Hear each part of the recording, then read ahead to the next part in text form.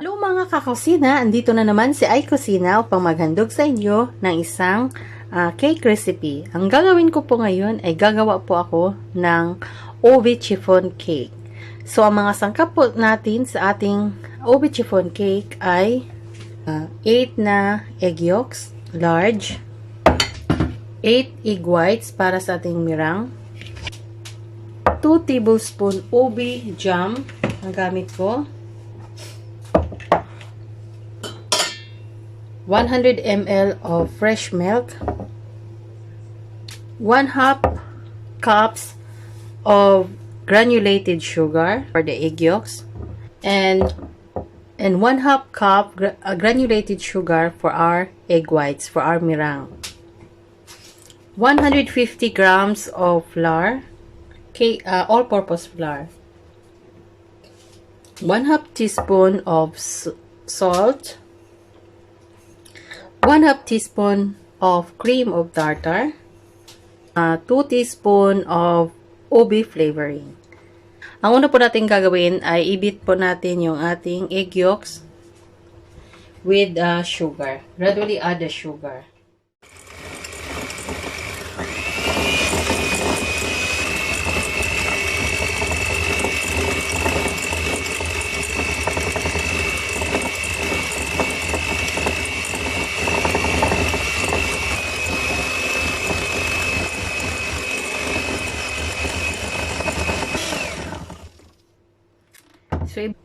So first, anuhin natin yung gilid-gilid niya na hindi nasama sa pag-beat. Tapos beat ulit.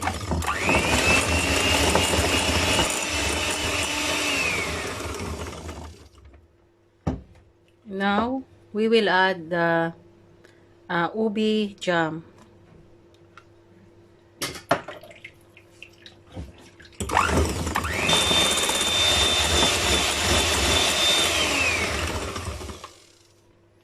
Then we will add our milk, fresh milk, and ang ating vegetable oil. Hindi ko po napakita yung vegetable oil kanina. Okay, we need vegetable oil. At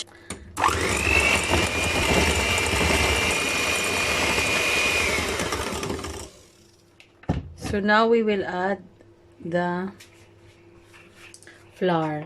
Dito, i-add po natin yung ating flour. Yung flour po natin ay sifted na po ito. Sinift na po natin. So, i-add na po natin. Gradually lang.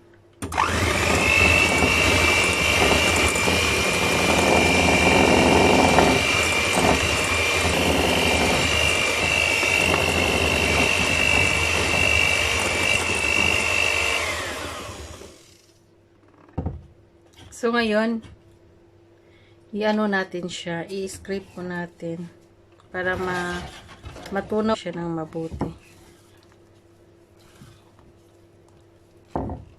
Then, i-add po natin yung ating food coloring. Kung hindi pa siya mag-color, so mag-add po tayo ng food coloring.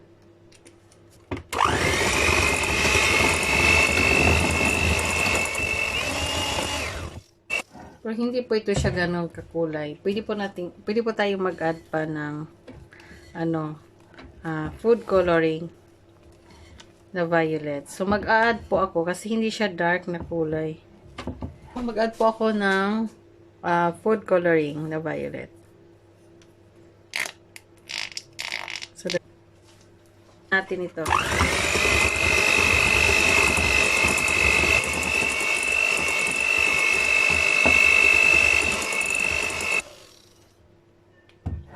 So, ito. Tama na po ito. Tapos, i-start natin yung ating meringue. So, ito po ang ating meringue. Tapos, mag-add po tayo ng cream of tartar. Kung wala po kayong cream of tartar, gagamit lang kayo ng lemon.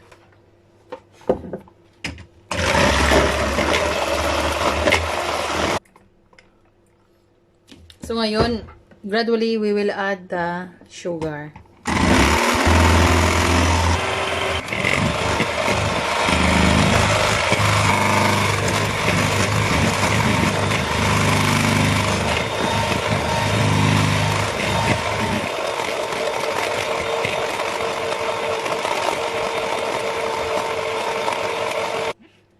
tingnan po natin. Parang okay na po siya, pero mag-ano muna ako konti lang.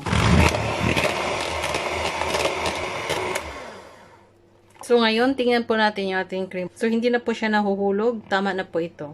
So, anuhin na po natin. Kunin na po natin yung ating ubi butter. So, okay na po ito.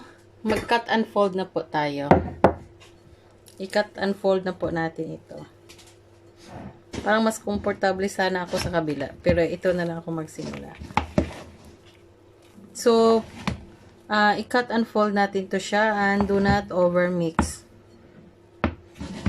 So, ito ilagay natin.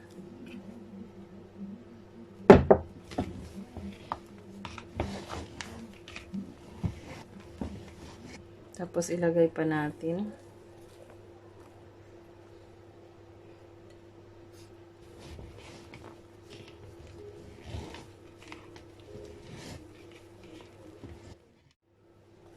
Ito na ang huli nilagay. Ang sarap kayang kumain ng ubi na chiffon na. Talagang atin na atin yung lasa.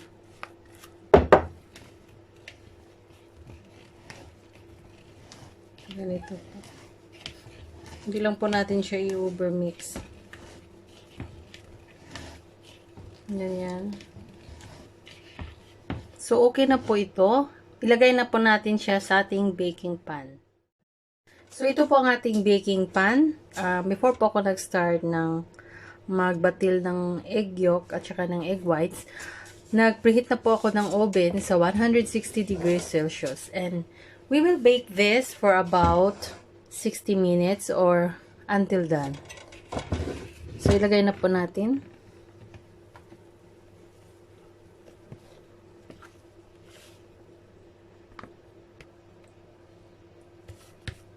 Ang bango ng ubi. So, ngayon, anuhin mo natin. Ganito. Para mapantay. Tapos, i-tap po natin siya kunti. The air bubble. So, tap po natin siya. 3 times ko lang siya i-tap. So, pwede na po natin itong i-bake. So, tingnan po natin yung kulay niya. Okay lang naman yung kulay niya.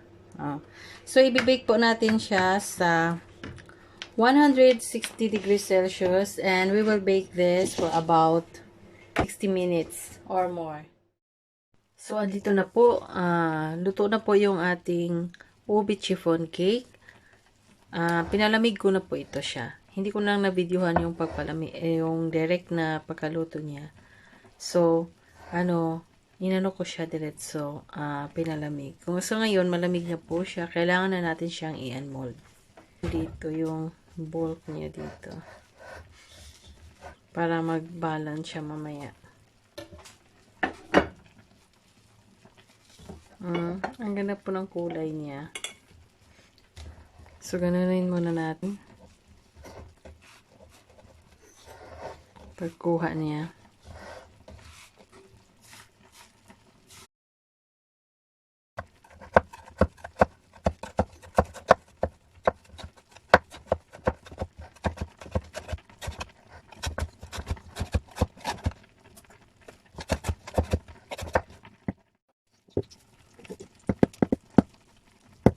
Sino po ito?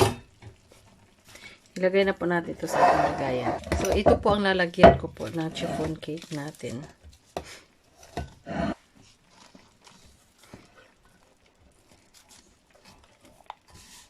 So, ganyan.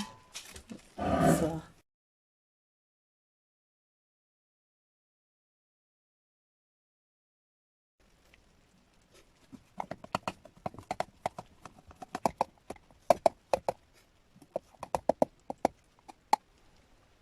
ay, ano siya. I-repair ko yan. Sayang kasi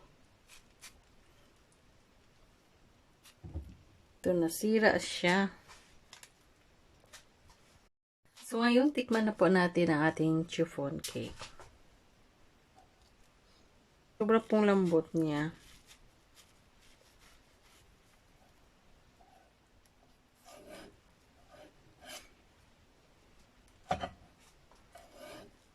So, ipakita ko lang po. Tingnan niyo po, sobra po siyang lambot, sobra siyang fluffy. So, ito po ang ating chiffon cake. Ang ganda po niya tingnan. So, hanggang dito na lang sa inyong panunod. Sana po may natutunan kayo na bagong recipe. Po siya, sobrang lambot niya at saka sobrang fluffy niya. Nagpapasalamat din po ako sa laging nagko-comment at nanonood po sa akin. Maraming salamat po sa inyo na naging kaibigan ko na dito sa YouTube. Salamat po na lagi kayong nandyan na nagsusuporta sa akin.